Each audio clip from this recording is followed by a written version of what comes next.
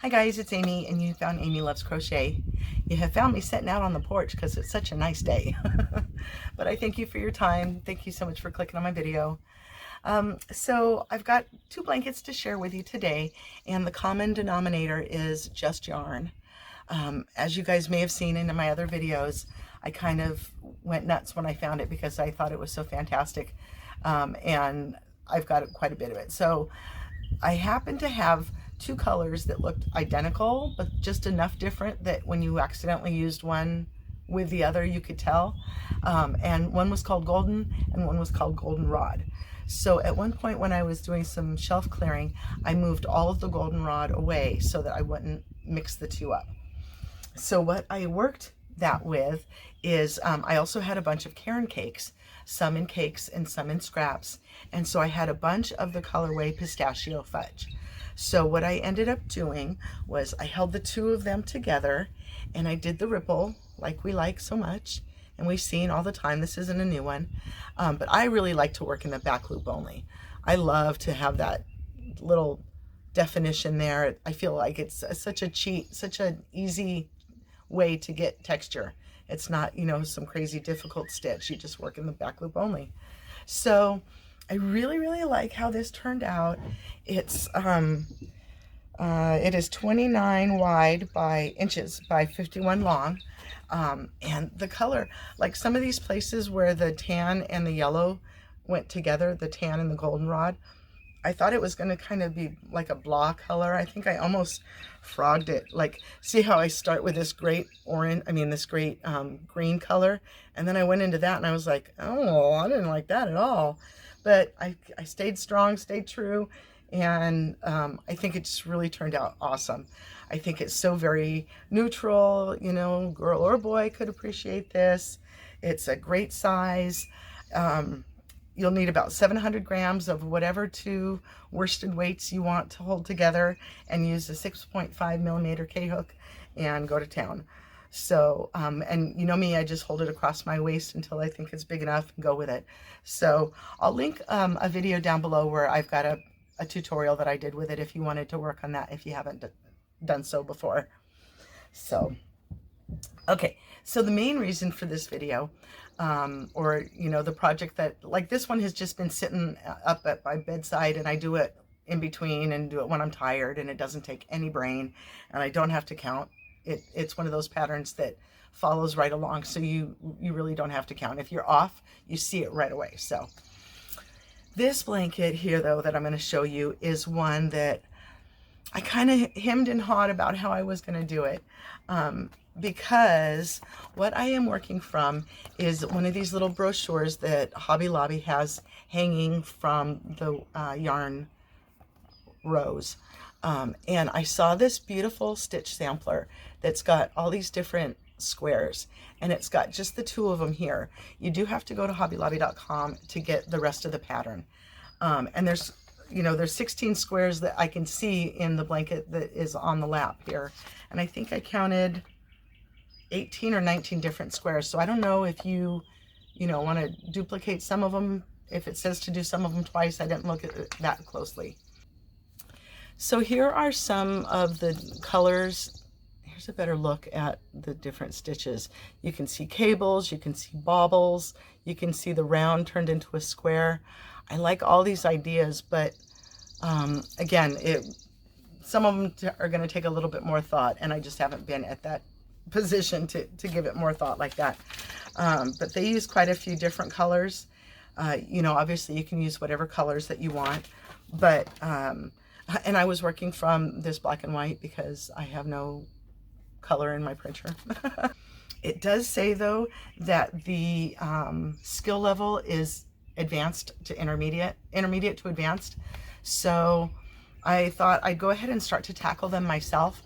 I can't, obviously, what I would love to be able to do is a tutorial for each one and have you guys follow along and then, put it all together at the end.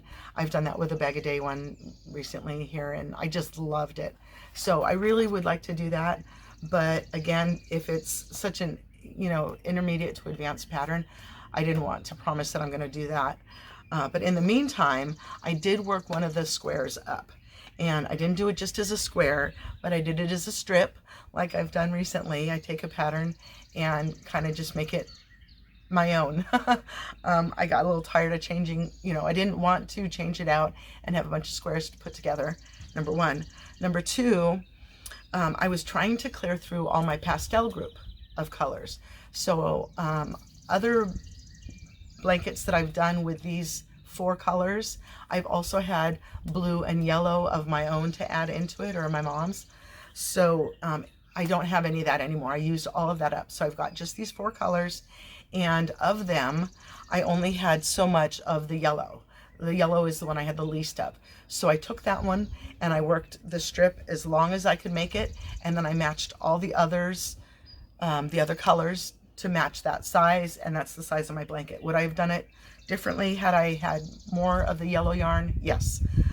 So you can certainly take this pattern and go longer with it, but this is the way that mine turned out because of the yellow that I had left. So instead of a square, I turned them into strips, and it's like my Easter egg blanket. Now I did kind of start it in time, but I didn't finish it in time. It does look a little bit short to the naked eye, I suppose. It does fit across my lap. It is 25 by 39 in total. Now each of the strips, is 9 inches wide and 24 inches long before I did any border. So what I did was I did a single crochet. The sun's going behind the clouds. I did a single crochet border around each of the colors, and then I whip stitched them together from behind, doing the back loop only. So you can see how that gives such a, it's kind of a flat join, but at the same time I say that it gives a texture, because when you're working in the back loop only, you get a front loop. There's how you can kind of see it. You get that front loop that's still sitting up here. So it's a little bit textured in the join there, but I just really like it. When I'm connecting colors like this, and I really, you know, want that to look nice and smooth, even though I did the little white in between, I think it's very soft and kind of in the background. So the next row I did was a single crochet all the way around all 4 of the strips together, and then I did a row of double crochets all the way around. Super easy. Just tried to kind of join it up a little bit. But the stitch is so fantastic.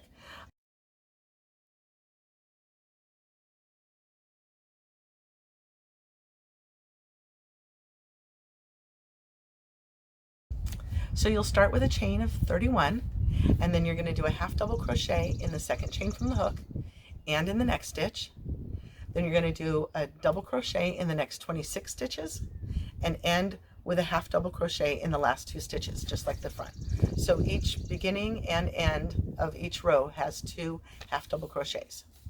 So when you're going to go to row 2, you don't chain anything. You're just going to do a half double right into the half double. The front post and back post double crochets that we do in the stitch really scrunch down the stitches, so you don't need a full size double crochet on the edges. So the pattern, this row 2, will start with 4 front post double crochets, and then you'll do 4 back post double crochets. 4 front post double crochets, 4 back post double crochets, and you'll do that until you'll just end with 2 stitches, and you'll put at the half double, you'll end with 4 stitches. You'll do 2 front post double crochets instead of 4. You'll just do 2, and then the last 2 stitches are half double crochets. So then row 3, you'll begin with a half double crochet in that first stitch. Don't chain anything. So those first 2 stitches are going to get a half double crochet, and then you're going to go backwards. You're going to go back post double crochet for the first 4 stitches, and then front post double crochet for the next 4, and so on until you get to the end. And when you have 4 stitches left, the first 2 are going to get back post double crochets. Instead of doing 4, you're just going to have 2 back post double crochets, and then you're going to end on 2 half double crochets again. Row 4 is a repeat of row 3, and row 5 is a repeat of row 2. So your repeat is going to go row 2, row 3, row 3, row 2. And you do that for as long as you'd like to do. If you're going to do the strips like I did, there is the instructions to do that through row 23 for the square that's in the sampler, and then they put you to the same standard squaring that's on all of the squares, which I did not do because I was doing my own thing.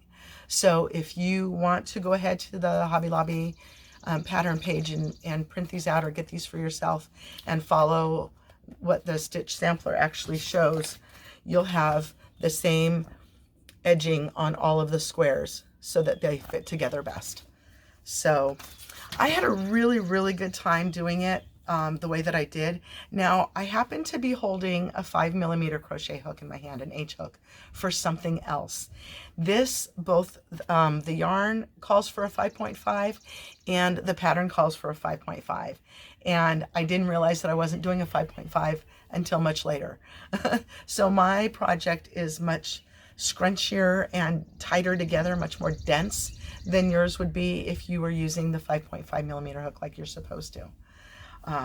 So I think it says I stopped at row 56 on mine, which was a back post double crochet row, and I just love it. I just really think it's so cute and so like springy and little Easter eggy, and I'm just a couple of days late on posting it and a couple of minutes late on getting my video posted today. I usually have this posted first thing in the morning, but running a little bit awkward with my days today or this week or whatever. So those are my two Just Yarn blankets. You know, for such like Dollar Tree yarn, I really didn't know what to expect from this, but it's really worked out to be a good yarn. I really enjoy it. So if you've got some, use it either by itself in a pattern like this, or you can hold it together with another type of 4 worsted weight yarn and use a 6.5mm hook. And so if you have seen this sample stitch sampler, what's it called? Stitch sampler before, or if you've done a stitch sampler before, or if you have seen this one and been scared to do it and want me to do a tutorial for a specific stitch, or I don't know, comment something about stitch samplers. I think they're a lot of fun, and you see them a lot in like you know, the mail order catalogs on websites and things like that for a kit where you get the yarn and the pattern for it at the same time. But I've kind of wanted to step out on my own and just kind of do my own thing for a while, so I really loved picking this up. So let me know if you've seen this or done it or have any experience with stitch samplers.